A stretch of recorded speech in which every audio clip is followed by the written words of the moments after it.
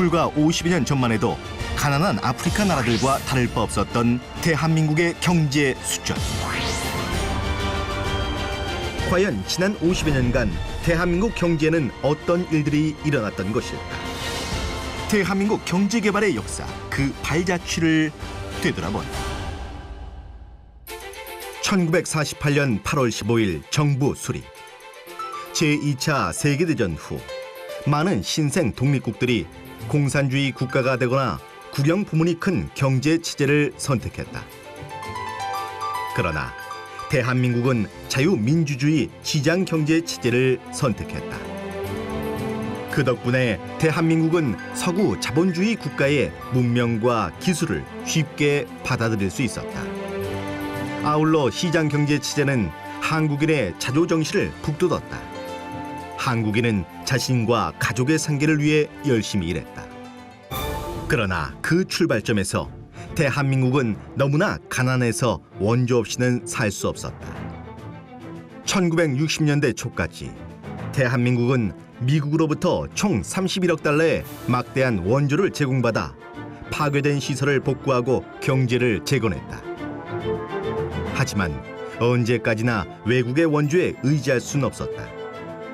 정부는 경제 자립을 위해 경제 개발 계획을 세웠다. 비록 실행하진 못했으나 이승만 정부의 경제개발 3개년 계획, 장면 정부의 경제개발 5개년 계획 등이 나왔다.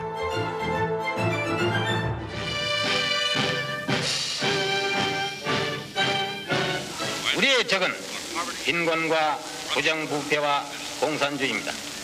나는 이것을 우리의 3대 공적으로 생각합니다. 박정희 군사정부는 경제개발 계획 수립을 서둘렀다. 1962년 1월 제1차 5개년 계획안이 발표됐다. 목표는 5개년 연평균 7.1%의 성장. 하지만 이전 3년간 연평균 2.3%가 성장한 것을 고려하면 매우 과도한 목표였다. 빠른 경제 성장을 위해선 거액의 투자 재원을 조달해야 했으나 내자든 외자든 모두 얻지 못했다. 이에 새 길을 찾아야 했다. 정부는 일단 계획을 대폭 축소해서 1964년 2월 목표 성장률을 7%에서 5%로 낮춘 보완 계획을 내놓았다. 하지만 이미 새 길이 열리고 있었다. 1962년부터 양철, 합판, 의류 중심으로 공산품 수출이 증가하기 시작한 것. 경제계가 정부보다 먼저 수출 증대에 노력했다. 정부도 수출에 주목했다. 1964년 5월 장기영 부총리를 수장으로 한 새 경제팀이 출범했다. 장기영 팀은 수출 제1주의를 표방했다. 1964년 말 드디어 수출 1억 달러를 달성했다. 1965년 1월 발표된 대통령 연도 교수에서 수출은 증산, 건설과 더불어 3대 국정 목표의 하나로 격상됐다. 이후 정부는 수출 진흥에 총력을 기울였다. 1965년 2월부턴 대통령이 주재하는 수출 진흥 확대 회의가 매월 개최됐다. 박정희 대통령은 첫 회의부터 1979년 사망할 때까지 거의 매회 참석, 수출을 독려했다. 수출 주도 공업화 전략. 이는 후진국 경제개발사에 일찍이 없던 전략이었다. 그때까지 후진국 경제개발로는 후진국이 기왕에 수입품을 국내에서 생산하는 공업화를 하라고 했다. 후진국이 공산품을 수출하면서 공업화를 한다는 것은 새로운 발상이었다. 훗날 경제학자들은 한국의 공업화 전략을 수출 주도 공업화, 수출 지향 공업화로 명명했다. 1960년대 중엽 한국의 수출 주도 공업화 정책은 세계 경제의 흐름에 딱 들어맞는 전략이었다.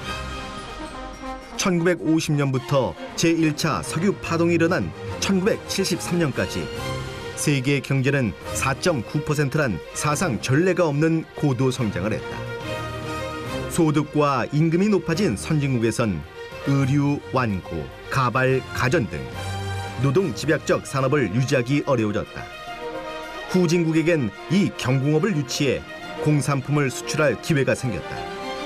저렴하나 양질의 노동력을 가진 대한민국이 바로 그런 나라였다. 수출은 연평균 약 40%란 경이로운 속도로 증가했다. 1970년 수출 품목 1, 2, 3위는 의류, 합판, 가발. 먼저 섬유 의류. 섬유 의류는 1970년엔 전체 수출액의 40%를 차지하는 1등 품목이었다. 그 중에서도 의류 완제품이 주요 품목이었다. 수출 품목의 또 다른 공신인 합판. 목재업자들은 일본의 합판 가공업을 참고하여 합판 가공에서 새 활로를 찾았다. 가발 제조는 우리나라 여성의 섬세한 손재주와 풍부한 노동력, 그리고 무엇보다 국내에서 조달 가능한 원료라는 면에서 1960년대 우리나라에 딱 맞는 업종이었다. 이처럼 초기의 대한민국 수출품은 대단한 품목이 아니었다. 그러나 이렇게 단순한 경공업품에서 시작하여 단계적으로 고도화하는 게 공업화의 올바른 길이었다. 한편 1960년대 후반 한국 기업은 월남 파병으로 열린 베트남의 운송 하역 및 건설 시장에도 진출했다.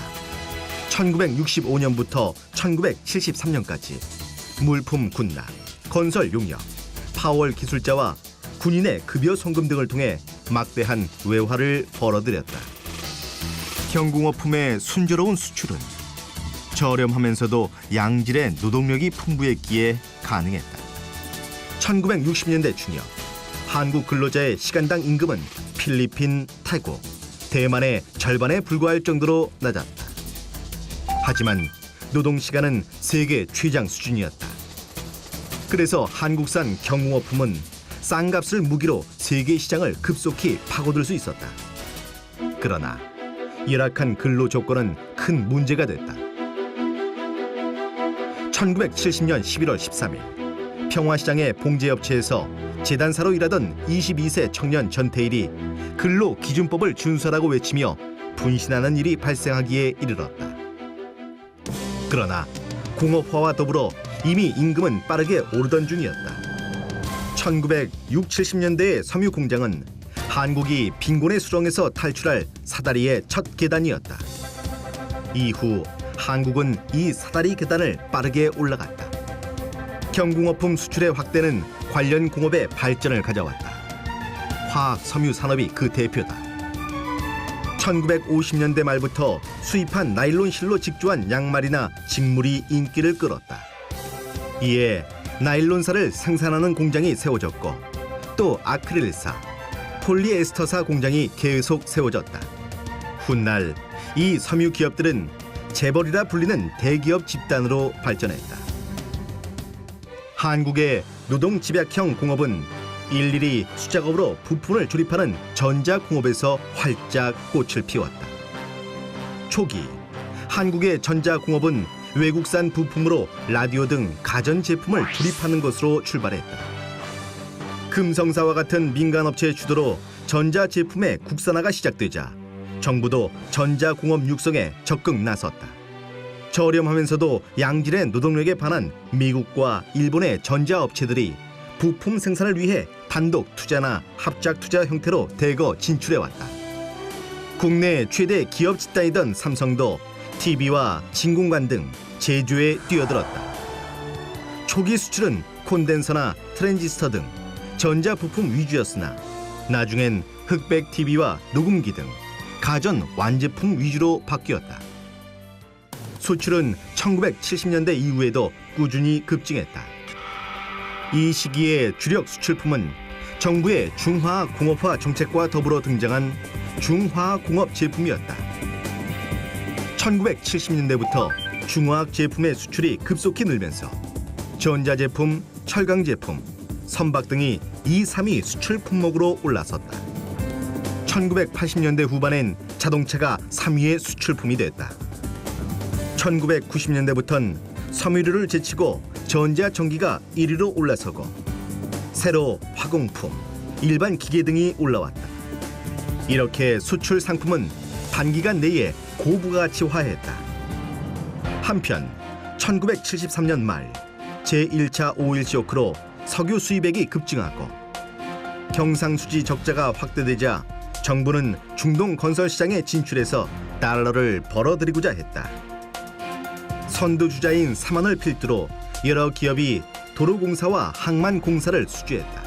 특히 현대건설은 1976년 공사에 9억 5천만 달러로 세계 최대 규모였던 사우디 주베일 산업항 공사를 수주해 3년 6개월간의 공사 끝에 준공했다. 이후 해외 건설 수주액은 꾸준히 증가해 1982년 한국은 세계 건설 시장에서 미국에 이어 2위를 차지했다. 대한민국의 기업가와 근로자들이 뜨거운 모래바람이 부는 중동 건설 현장에서 흘린 땀과 수고는 1970년대에 한국 경제를 일으키는 데 큰 힘이 되었다.